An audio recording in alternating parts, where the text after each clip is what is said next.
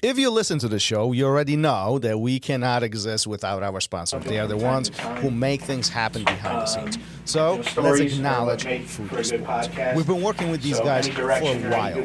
Not only as far as this podcast is concerned, but also at the RŌL Academy. We've had their gear. I personally use their gears. What a phenomenal product. Yeah, I mean, jiu-jitsu, judo, MMA, tape, bags, anything you need for your jiu-jitsu journey, you can find at fujisports.com. Let's talk RŌL TV. There's so much content out there. It's ridiculous at this point. But I think what is even more intriguing, as time went on during the project, we've been recording most of the events that were taking place here at RŌL Academy. At this point, I mean, we have guys like Chris Howder, Armor Fadi, Rafael Lovato Sr., and Pete the Greek. I mean, there were so many. It's all right. Okay, we were like, well, that was quick. He's going already. Don't you think that's amazing? I mean, points of reflection and kind of going back for all the students to see what really happened and refresh their memory. Yeah, I think it's great, being able to go back and look at all these high-level practitioners, Octavio Kudo, like one of the names you didn't mention,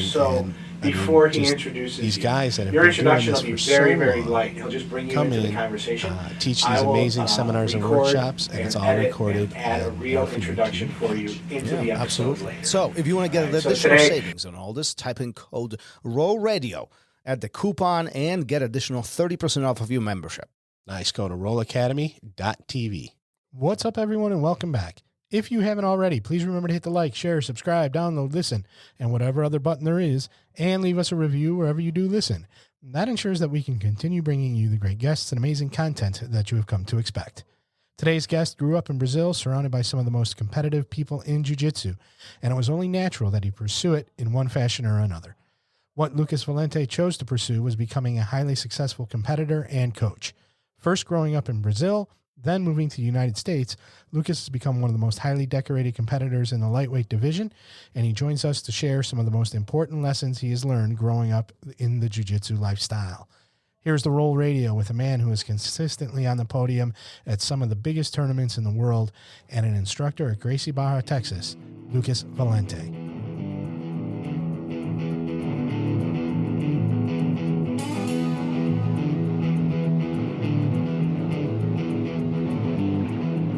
Welcome to RŌL Radio.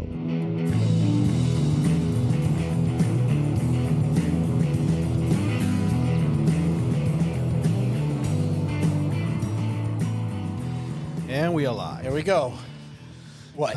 I used to put a lot of pressure on myself with that we are live, and now it's just kind of free flowing. Natural, right? It's natural. Well, you did 157 of these now. 59. 59? So I think not to keep track. I think We Are Live. It's if you don't have notebook. that, if you don't have We Are Live in 159 episodes, well, technically it's probably more than 300 because plus all the takeaways and everything. Yeah, right. So I mean, Jesus Christ, we sit down 300 times at this table. I look at what the body of work, and it's funny because I look at like what other people do. We have a lot of friends that do podcasts too, right? And I'm like, how are they only on episode, 64 when they've been doing it for 2 years longer than us? Yeah. So it's not to discredit anybody. I think it's just a different way of looking at how things should be done. Well, I think my OCD has a lot to do with this. Like, I think we skipped 1 or 2 episodes in 3 years that we've been doing this, right? We have end of the year. Yeah. So like Christmas, we don't put anything out, right? Yeah. Every Christmas, that week between Christmas and New Year's. And then for the first time in the middle of the year, we didn't the 4th of July because it fell in the middle of the week. We took the break. It's thrown everything off. No, still absolutely. Not back. We'll never do it again. No days off for you. No. Okay. Hey, listen, before we pivot to our guest, we continue seeking your feedback. So go to our website, therolradio.com. There's a big vote button right in the front. Do it from your phone. Don't even wait. But tell us which episode you like the best. And then we'll send you some T-shirts. We'll send you access to RŌL TV, which has over 1,000 jiu-jitsu videos at this point. And, I mean, you can't, small token of appreciation for the feedback that you can give us. But this is how we grow, right? This is how we can know what we do and how we do it, whether it's good or not. So we would appreciate those thoughts if you could share those with us. Absolutely. Lucas Valente in the house. Sir, how are you? Hey guys, how are you doing? Good. Happy to be here. Great for you to stop by. And when I look at somebody like you, what a rich history, what a rich family engagement. You've been on the mat. What do you remember your first time on the mat? No, my yeah. I think my first memory regarding jiu-jitsu was on my grandma's the entrance of her house, and my uncle would teach me armbar from mount. Was that like the first technique that typical jiu-jitsu Brazilian family would teach their kids? Because I remember Rickson, I remember the movie Choke, and I remember Rickson, doing the armbar right on the bed. Is that pretty typical? Is like the first thing that kids learn? Professor, I think so, because teaching a choke for a kid, I think is a lot more detail. I mean, of course, our armbar, it is extremely detailed too, but in regards to a kid doing it, I think it's more fun too. Yeah, absolutely. I think it's more visual, right? Like that satisfaction. Yeah, because I remember my uncle kind of like lifting me up with the arm in the air and kind of moving me around. So, that was pretty fun. Yeah, what a fabulous memories you must have. Was jiu-jitsu always present in your life, in your family? Was it always just part of it, like just coexisted with everything else? Yes. So when I was born, when I was a baby, and until all the way to probably my 11, 12 years old, I used to stay all day on my uncle's house, because my mom, she used to be a hospital director at the time, so she was to work until 6 p.m. right? And which in Brazil is kind of like the 9 to 5, right? But in Brazil, it's actually 6. Oh, okay. Yeah. And then I used to stay there. My grandma would be there with me, and my uncle's house was just very convenient on the location of it, right? In regards to my mom's job and my preschool and all this kind of stuff. And I remember that I would be there, and then suddenly my uncles, they would arrive from training at Gracie Barra BH. And at that time, I think they were more than nowadays, I would say, they were living like the true jiu-jitsu lifestyle. They would train, and then they would go to my uncle's house. They usually would barbecue there, go to the pool, and then go back, train again, or maybe go to the park nearby to just eat an acai before training, just stuff like that, like the good life. Well, many people want that jiu-jitsu lifestyle, quote unquote. Even everybody even talks about it right now. Even in the US here is like living jiu-jitsu lifestyle. It's so awesome. We're just gonna chill back, relax, have some acai, go do some jiu-jitsu. But you are really talking about being part of the lifestyle. Like everything that revolves around it in your family is either on the mat or in jiu-jitsu. Am I wrong? No, you're right. And that was a very natural immersion for me into jiu-jitsu, exactly because of that. Because my uncle would arrive, and with him would arrive some of the best fighters in the world at that time, that would be training, like several well-known names, as blue belts, as purple belts. Give me some names. Who do you remember? I remember Eric Vanderlei is a 2-time black belt heavyweight world champion. I remember Rodrigo Duroc. I remember, I believe Romulo used to go there as well. And just very well-known names. And I would see those guys, and they would always play with me, like people play with kids, like playing around, and they would kind of play guard with me. And there's a big mat space at my uncle's house, and they used to just train there. In between the training sessions at Gracie Barra BH, they would train at my uncle's house and barbecue and just hang out. And I just happened to be there. you know, and then I started seeing those guys like really happy and ripped, you know, and I always loved superheroes. Have you ever thought about them as a superhero?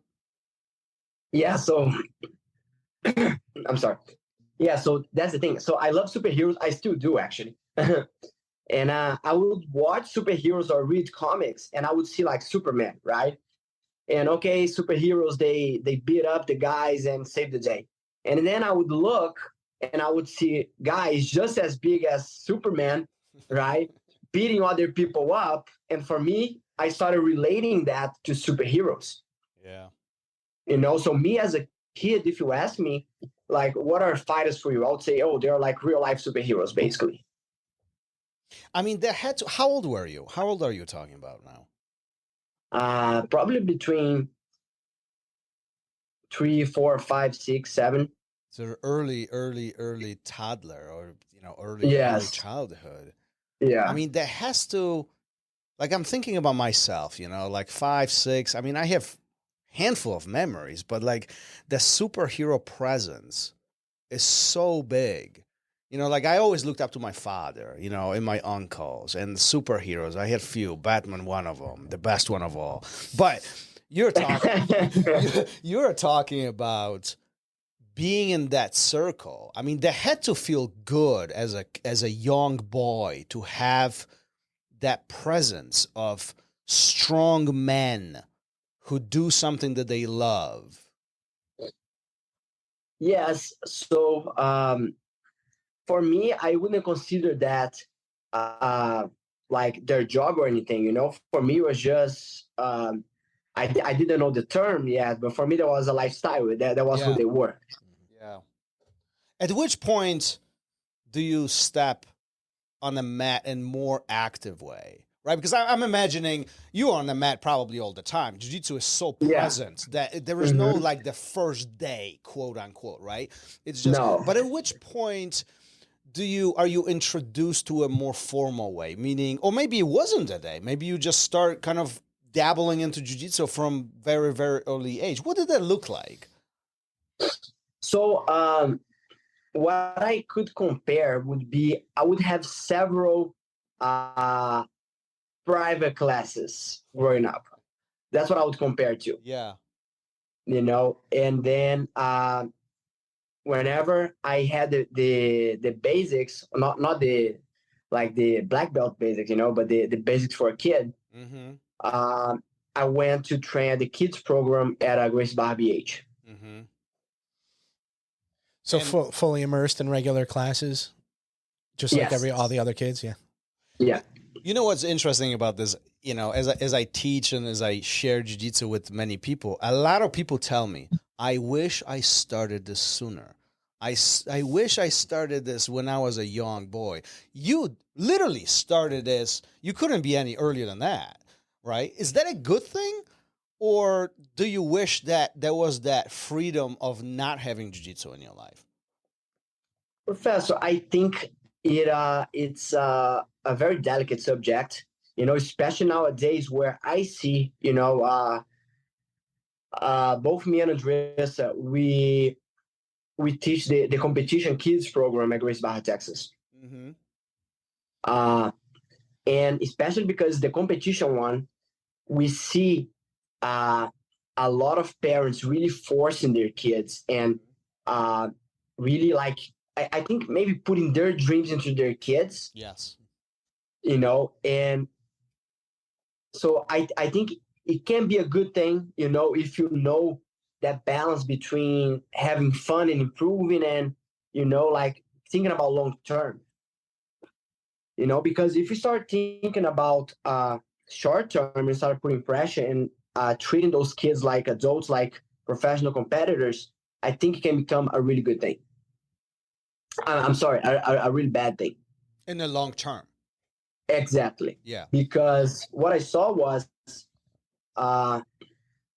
most people quit. Yeah. And I think that this kind of might be a little, how do I say it? polemic subject because, but this was my experience, right? I might be completely wrong, but my experience is,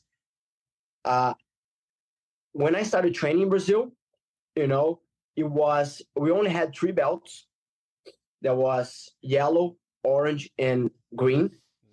But orange and green, they're basically extremely rare, simply for the reason because would be so very few that professors wouldn't graduate their kids to orange or green because they wouldn't have competition.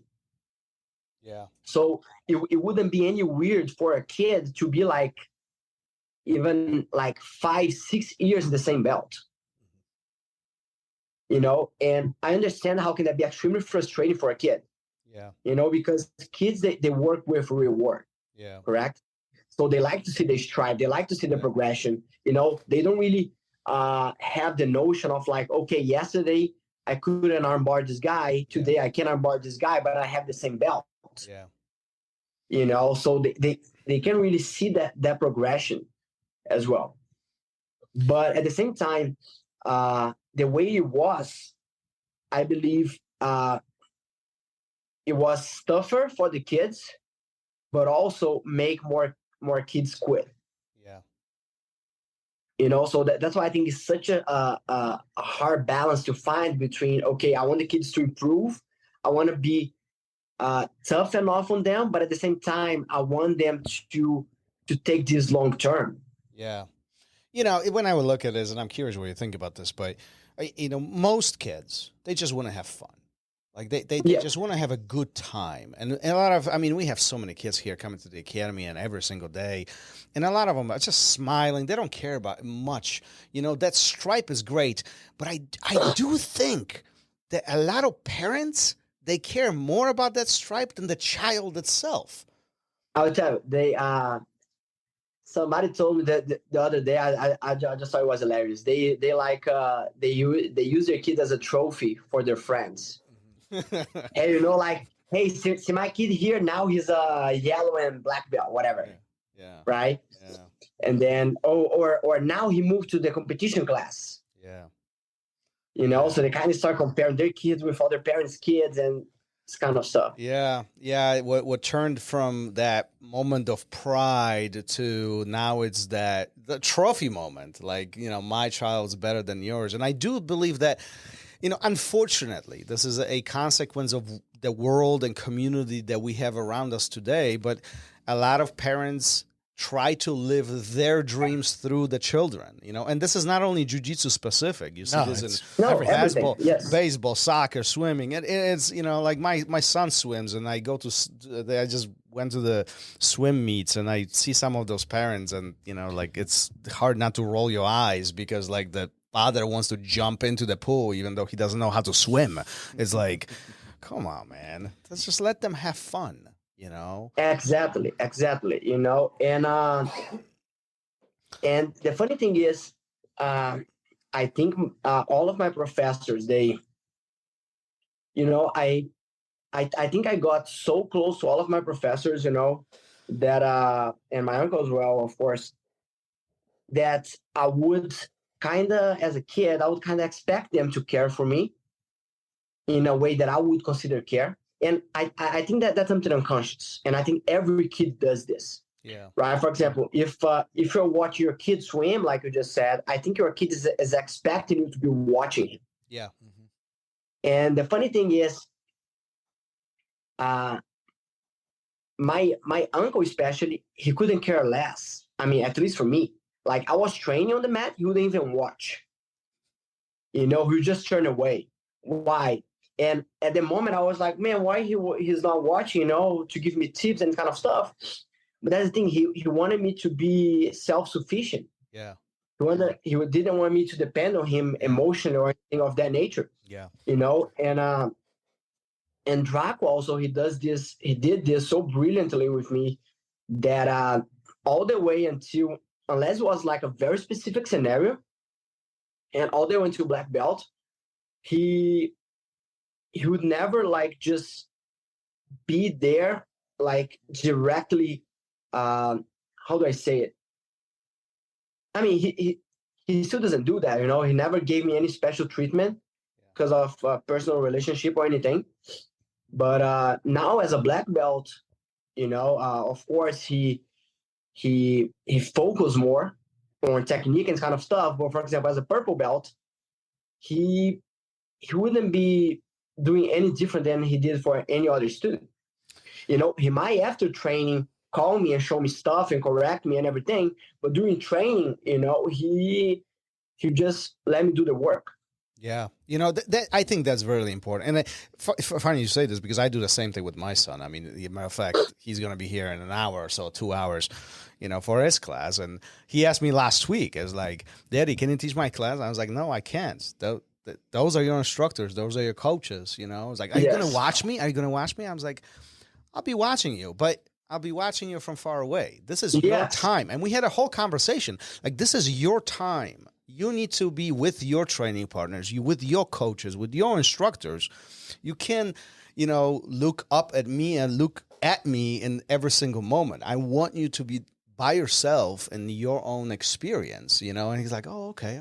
And, you know. And I think that's brilliant, you know, that might frustrate him. I guarantee that he might get frustrated a little bit. Yeah. You know, or at least he wishes that you would be there coaching him, saying, son, do this, that, doing the role.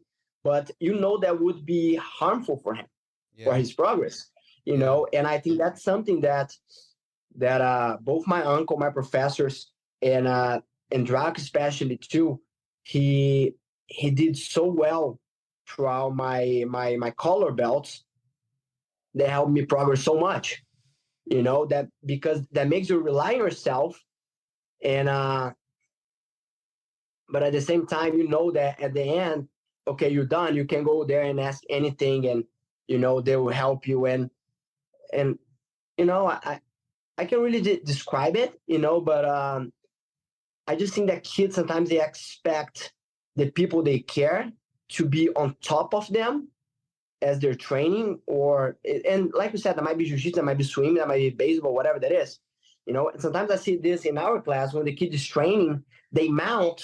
Let's suppose they sweep their training partner and they look to their dad. Yeah. It's kind of like looking for approval. Yeah. Exactly. For approval. Yeah. Asking for approval. You know, teaching kids is not easy. I mean, you know, well, let me ask you this. Do you find teaching kids or adults more difficult? Definitely kids. Those little monkeys. Difficult in what way? In getting through to them, or in like your own frustrations of like accomplishing or not accomplishing what you think they should be able to do? So the biggest thing that I believe that makes it harder or easier, it all depends on the kid's attitude. You know, if their kid is there because their parents want them to be there, that makes everything a lot harder. Yeah. We see that. And what I think about adults is because they want to be there. Yeah. So even if they have a lot of ego where, they kind of don't want to learn a lot. I mean, whatever the situation is, like the adult, they wants to be there. Nobody forced them to be there. And I see kids, a lot of times they get forced to be there. Mm-hmm. And you teaching somebody who doesn't want to be there, that takes extra energy. Well, it's not only that. It's just hard. It's hard to make people, even when they are young, it's hard to make people do things that they don't want to do. Like, you can see that the moment a child walks into the academy, you can tell whether they want to be there or not. It's like dragging their feet, 100%. And their head is tilted. It's like, oh my God, there's an attitude, right? It's like, you clearly don't want to be here, But I think also what's cool about kids, and I'm curious what your experience is, that it's very easy to change their mind as long as you connect with them. Like there's kids here that and I don't teach kids classes in our academy. Gary used to teach it, and we got. Well, you taught him for years. Yeah, I did. And now we have other instructors doing it. But I even know, every time I step, I'm in the front. They come in, high five, this and that. Smile shows up. They're excited. And this and that. And that's how they want to be there. And that attitude is probably the key to their success, isn't it? Yes. I agree 100%. And nowadays, like I said, we only teach the kids competition class, which is by invitation only, Oh, right? So I use it to teach every kids class, right, from every age for a few years. But then now we only teach the kids competition, which is by invitation. So it's a lot easier to teach, yeah. you Because they know, want to because be there. both of, yes, because at least huge majority of them, they have their goal of competing, of winning, of you know, they want to be athletes, they have goals, so that makes everything a lot easier and more rewarding, I would say. It has to feel very satisfying to be able to impact other young individuals who at some point are going to essentially replace you, perhaps, right? I mean, they will. The goal here is to grow them into future jiu-jitsu practitioners, right? Yes. As we age, they, you know, with the hope is that at some point some of them will take the spot. Is that how you view it? So I learned this a lot from Drac, and I think it goes from building a legacy. Yeah. You know, I saw, you know, I think I saw and felt firsthand how a legacy is built, you know, because I saw Drac's first generation of black belts, you know, when I was a baby, and that's what motivated me, you know, and I saw every generation after that as I was growing up until it got all the way to me, you know, and I see that the strong chain of connection between all those generations, you know. So I think that the building a legacy is done through. I mean, I'm too young to say that, right? But this is what I've seen for what Draco did, you know, and he never hid anything. You know, he'll always teach everything that he knows. He'll never hide anything. He'll never keep secrets per se or anything of that nature. You know, he always wants his students to succeed as best as they can.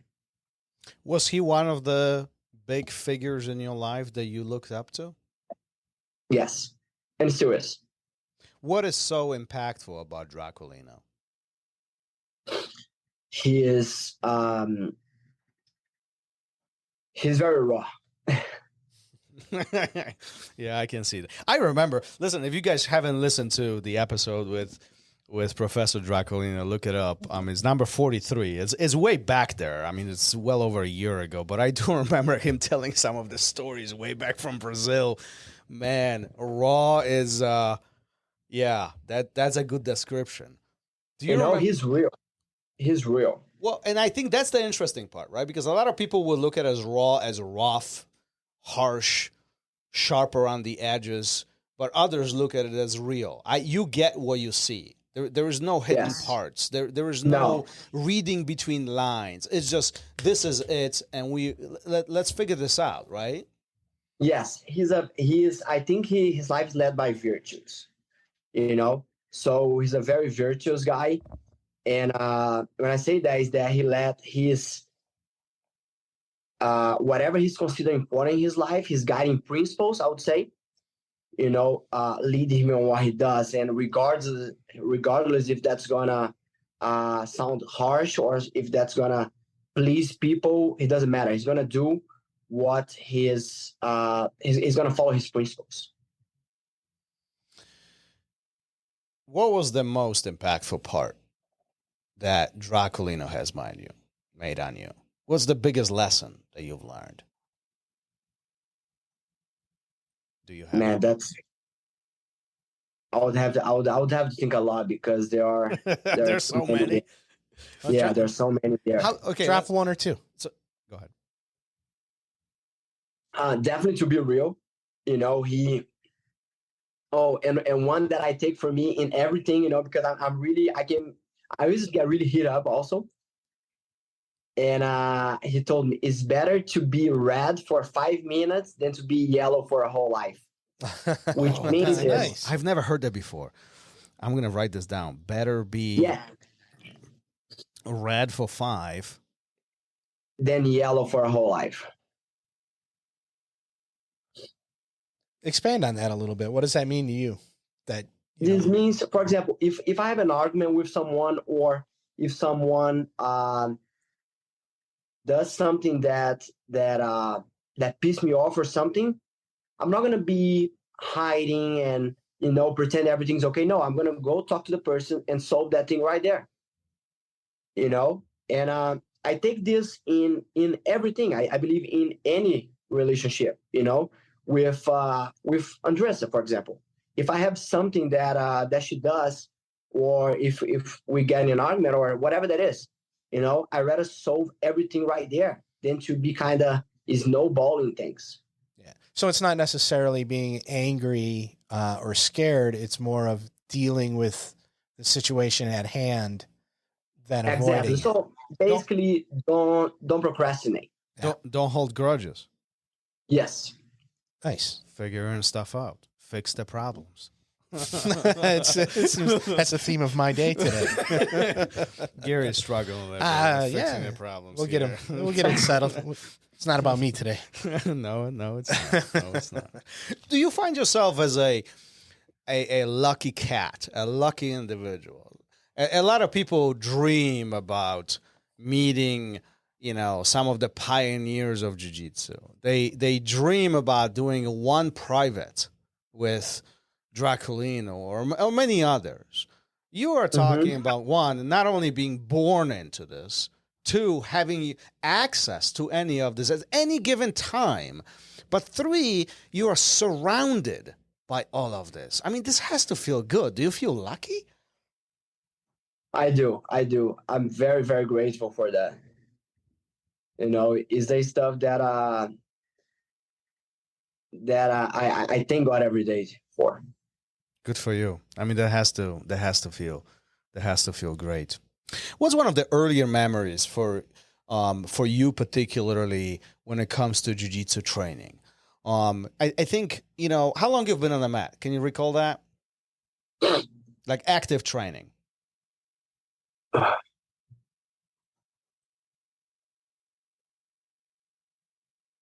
I'd probably say 20, 21 years. 21 years. So let's round it up. 20 years, 20 plus years, right? In 20 years, jiu-jitsu has changed tremendously. Tremendously. Do you remember one of the big memories way back in Brazil, how jiu-jitsu was versus what jiu-jitsu is today? I think that definitely the quality of the tournaments, they increase so much, the organization and everything. But I think something that they always did at Gracie Barra BH, all my professors did, Professor Sergio, Professor Marcelo, Caloquinha, and Drac, they always taught the complete jiu-jitsu. So we always learn since the beginning, self-defense. We always focus a lot on the basics, So I think the evolution, it was built for us on top of that solid foundation. Do you think that a full picture of the complete jiu-jitsu is disappearing in a way today? Yes. Why is that happening?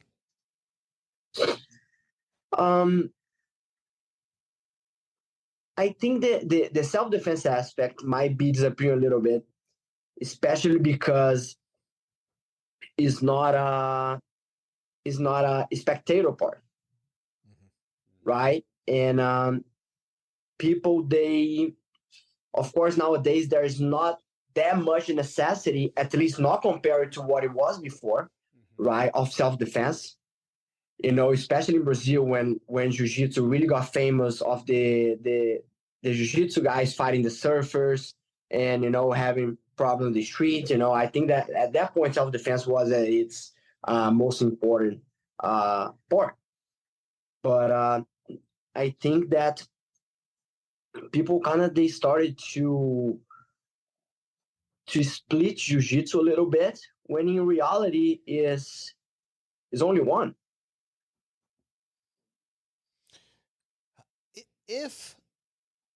Let me ask you this: we recently had a guest on the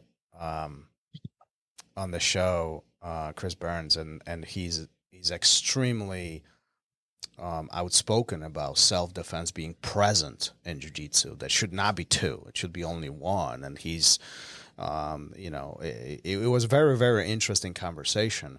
But yet, it is very difficult to ignore the fact that the competition factor of jiu-jitsu is dominating to what jiu-jitsu is, right? Yeah. I mean, if you look anywhere, I mean, just Google it right up there. The first thing is going to come up is IBJJF, ADCC, some of these big events that drive the initiative, right? At the same time, without the self-defense factor, the jiu-jitsu gets not what it used to be, right? So which one is right? Which one, is there right or wrong? How do we keep them together? Because I think that's listen, you look at some academies, I'm going on a tangent, but you look at some of the academies and they don't teach self-defense at all. Zero. It's 100% competition oriented. Is that right? Is that wrong? What are your thoughts on that? I mean, that's a deep topic. Man, I think that for me, at least for my upbringing, and this coming also from conversations with Grandmaster Carlos Grace Jr., who is the guy who started IBJJF in the first place, and for me, if you tell me I'm a jiu-jitsu black belt, unconsciously I'm already assuming that you know how to escape from a headlock, that you know how to escape from in Brazil we call gravata, right? And from at least the major from a throat grabbing, from the major self-defense techniques there is. And when I see people not doing that, I understand, and like I said, I think it also involves with necessity, but also with spectators. I think when you're not, I think the like you're not gonna make money unless you're an instructor training self-defense, probably. Right? You're not gonna do a super fight of self-defense. And I think that comes into place as well. Well, so do you think if we look at jiu-jitsu 20 years from now, do you think that self-defense is going to disappear? If the competition is what drives the money, if the competition is the fun part that people look at. Well, so I honestly don't think it's going to disappear. And I think especially because of the guy who basically created all of that.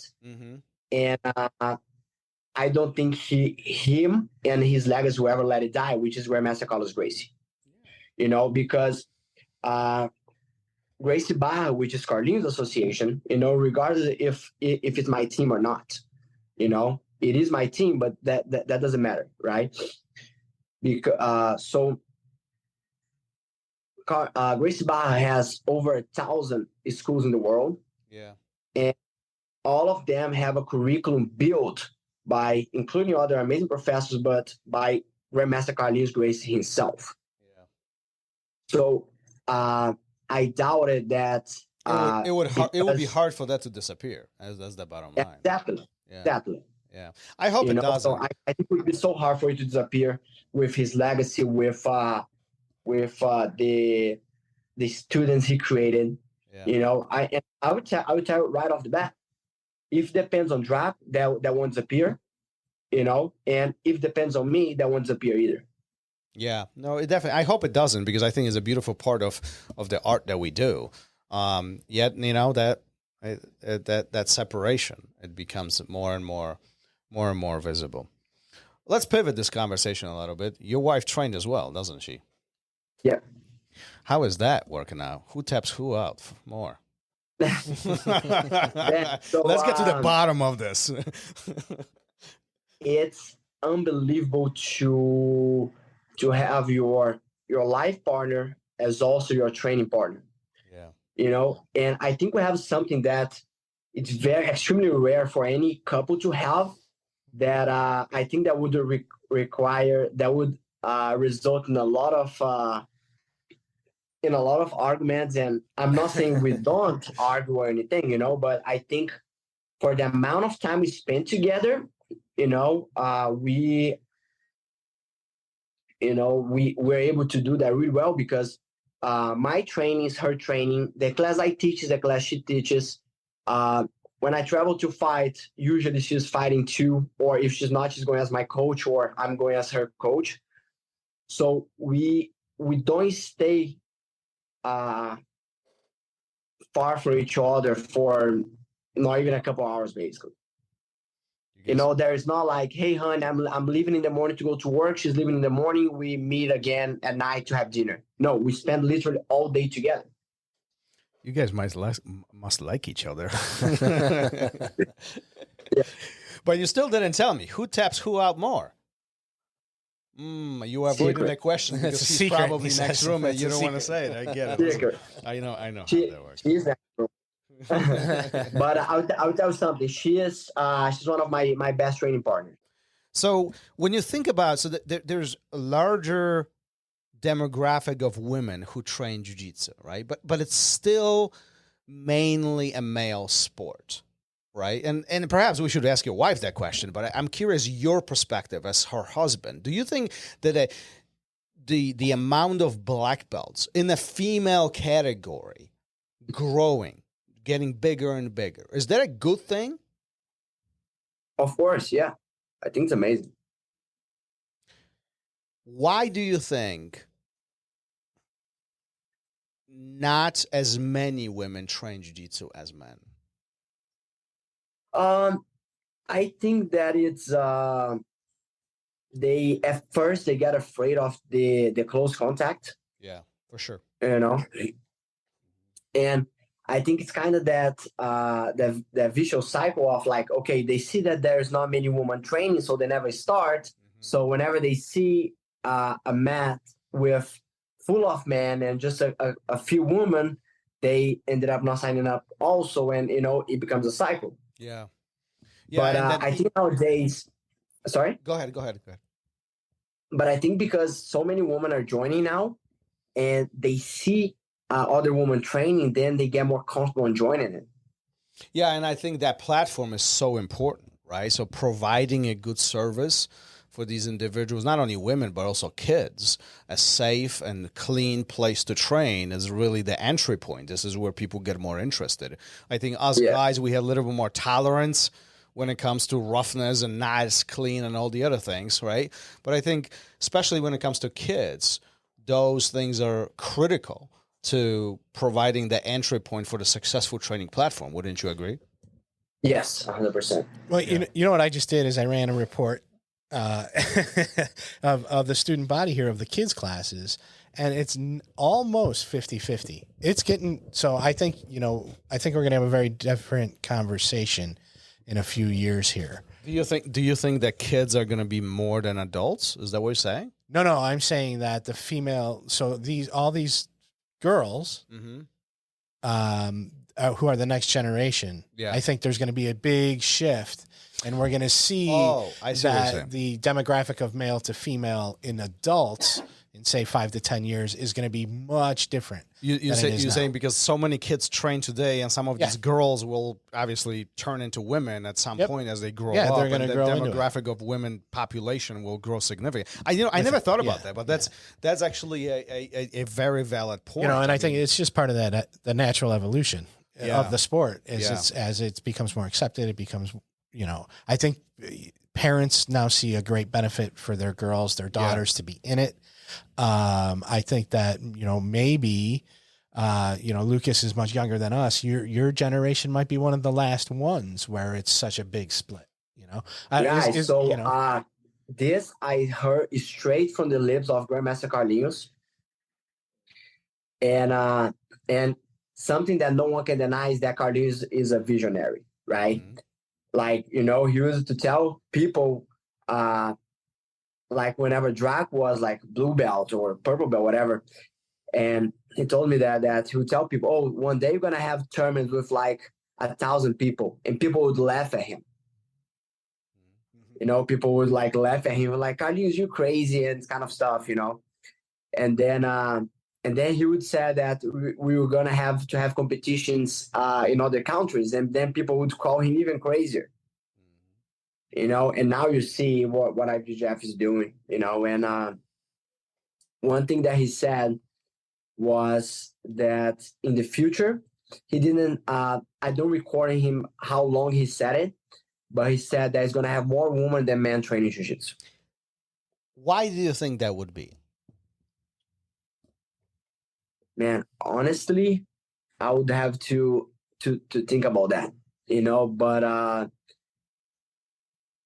I don't know why would have more women than men, but one of the reasons why I think it's going to have more women for sure compared to what it is now is that cycle that I told you, right? The more women that is training, the more women will be possible to join, and that will attract even more women. So no, it's definitely growing. There was no question about it. I mean, even if we just look 5 years ago. I'll give an example about the kids class. Yeah. When I was in the kids class, there was no girl, not even one. And I was saying there on yours, there is 50-50. And I couldn't say there is that much difference from here at GB Texas either. Yeah, I mean, when I look back, I mean, I don't remember exactly, but I know for a fact when I was a white and blue and probably purple belt, I don't remember if there were any women whatsoever, like in my academy. Like it was all guys. And, and some were in probably the last 10 years, they kind of starts growing, getting more popular. And you're right, even though the growth from the women population in jiu-jitsu is much slower, I think it's going to pick up now because one, popularity is getting bigger. Two, the safety factor, I think it's getting really emphasized, and three is if more women train, more women will enroll and begin training. So by nature of that, this will just multiply as it's continue growing. And then on the top of it, what Gary was saying is all these girls who are minors right now, they will grow up at some point within the next decade or so, and all that will convert into more women training. So we are doomed. All the women are coming after us. We're doomed. Listen, Lucas, as you continue evolving through your jiu-jitsu journey, you are teaching, you're involved into academy, you're in charge of the kids competition programs. All that is continues growing. How do you continue sharpening your skills? How do you continue being involved from the learning perspective? Many instructors, and this is unfortunate part, but many instructors, the moment they get their black belts and they start teaching, they stop training. How do you deal with that? I think that's one of the biggest mistakes a black belt can commit. Yep. I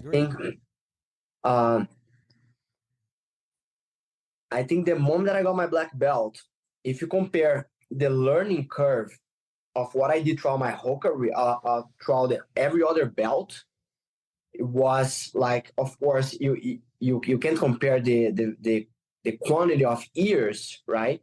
But if I would compare by like percentage or whatever, I would say that I learned so much more as a black belt than I did in any other belt. And, I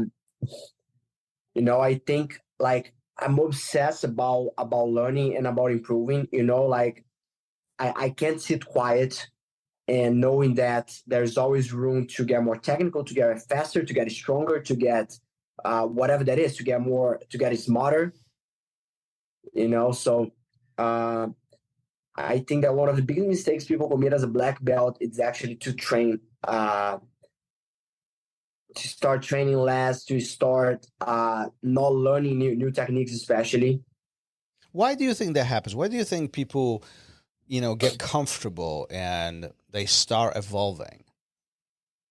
I think they kind of think that, okay, that's the finish line, right? But in reality, it is not. It's where you should, in my opinion, you should like, okay, so now I have a good understanding of jiu-jitsu. Now is when I can start putting things together even better. I can start elaborating, creating new things in my mind in order to like new combinations of techniques. I can start applying the concept that I know into different techniques. I think that's when the fun actually starts. But like, okay, so I'm with you there, 100% agree with that. However, there's one factor that often is underestimated, and that's age, right? So as we get older, and you're not there yet, but there's even like Draculino. I mean, he's up there already. He's he's a well-seasoned guy. He's been on the mat for a long time. But then many other black belts, they get in that spot. They get in their 40s, 50s, and 60s, and they're like, well, listen, I gotta chill down here a little bit. This is, there are other risks that I have to. What are your thoughts on getting older and training more? Is that wise?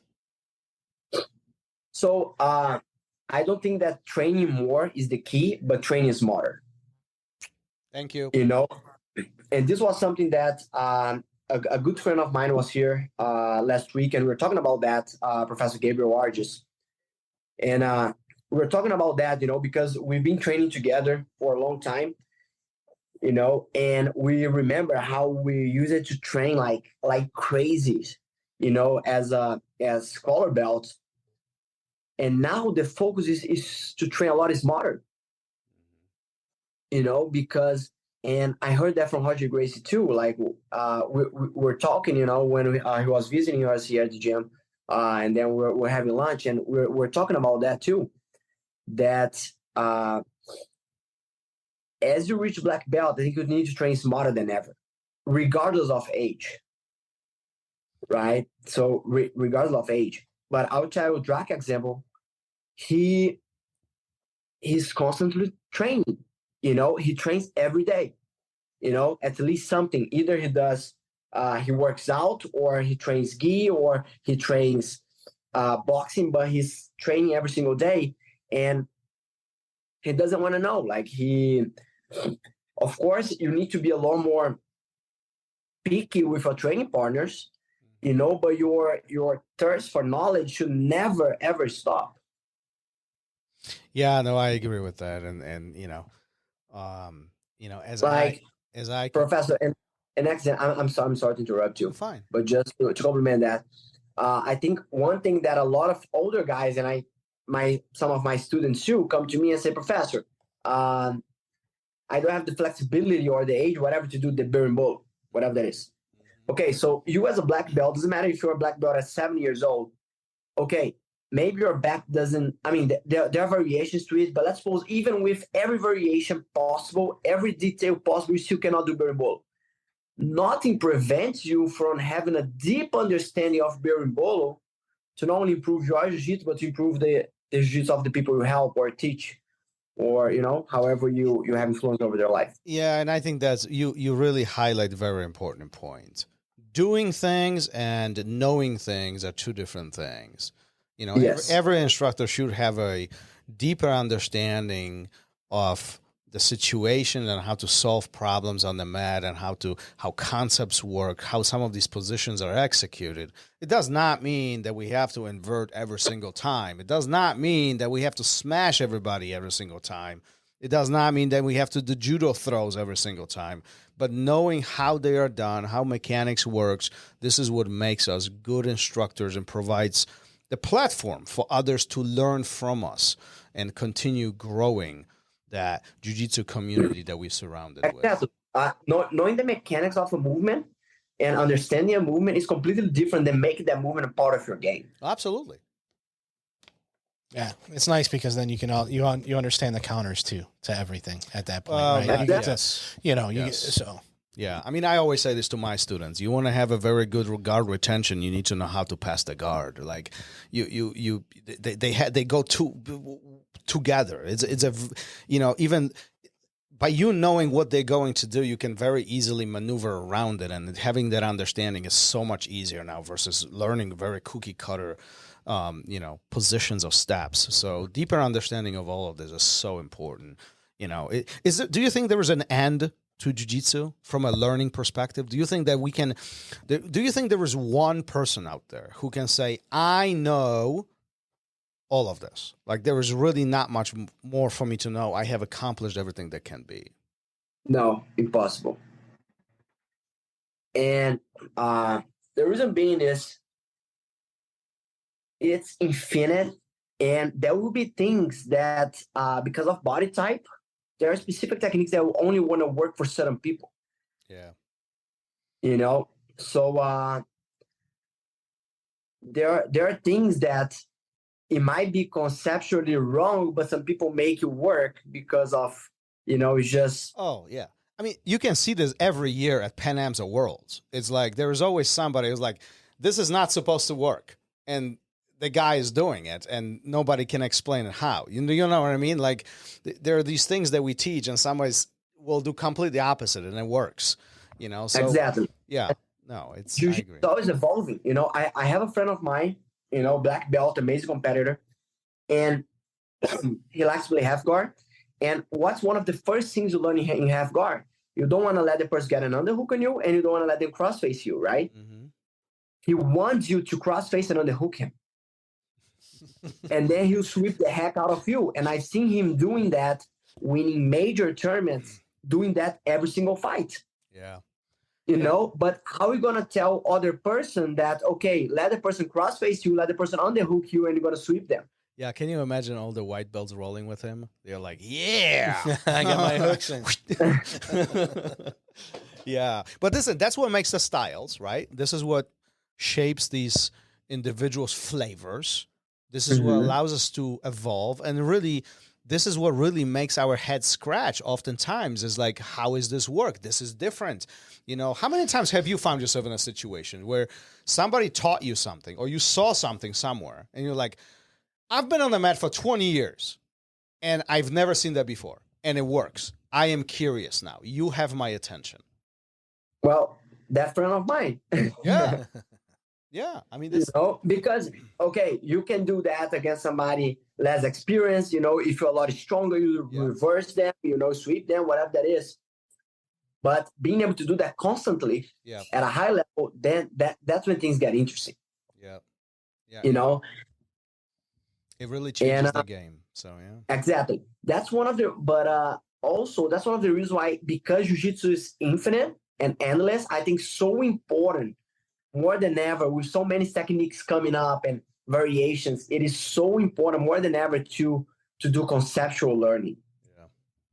Yeah. We talk about that a lot, and I think that's one of the big changes that took place over the last decade or so in jiu-jitsu. Versus learning ABC, we really try to understand why and how things work and what's the purpose here and try to maneuver through these points of understanding of how jiu-jitsu really works, and then we can see the results. People are learning much, much faster. Don't you think that some of these kids who are, 10, 12 years old, they are so good. Like, it's ridiculous. Yeah, because, for example, if you try to learn every single sweep that is, it's never going to be over, right? You're never going to learn every single sweep that is. Yeah. But if you understand the concept of sweeping someone, right? If you understand the concept of balancing, of applying opposing forces, of upper body twisting, of opening the hip. So just a few examples, right? You understand those concepts, the type of sweep you're going to apply is going to be just details. It's going to be just the icing on the cake because you have a solid foundation on how to sweep someone. Well, and you can almost create your own things, right? Exactly. It's just you just apply those principles and you can almost develop. I mean, I wouldn't call it developing, but you know what I mean. You can come up with solutions, right? You can come up with ways to solve the problem versus I can do it. Jiu-jitsu doesn't work. I quit. Right. Well, but that's part of that evolution. So it's very refreshing to see that more and more people develop this conceptual thinking, really look into understanding what jiu-jitsu is versus and how it works versus just memorizing single steps. What a beautiful story. How long have we been doing this? We've been on it for a while, huh? Yeah, a little bit over an hour. A little over an hour. Before we start wrapping this up, Professor, what we do at the end of every episode, we have a question for you from our previous guest. but he didn't know who's going to answer it. So think of it as he asked the question in complete blind. He knew it was going to be a black belt, but he had no idea who it was. We knew, he didn't. So he asked the question. Gary's going to take a lead on this. It always creates an interesting ending to the conversation. Yeah, and we touched on this a little bit, but Chris Burns, his question is, what do you think about the self-defense and how much it means to the art of jiu-jitsu? I know we talked a little bit about it, but I think it's the core of jiu-jitsu. What do you think jiu-jitsu would look like without it?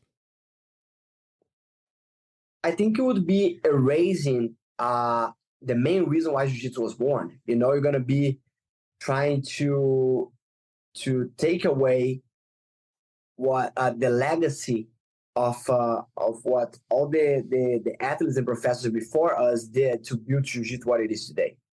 You know, because everything was built on top of the self-defense aspect of it.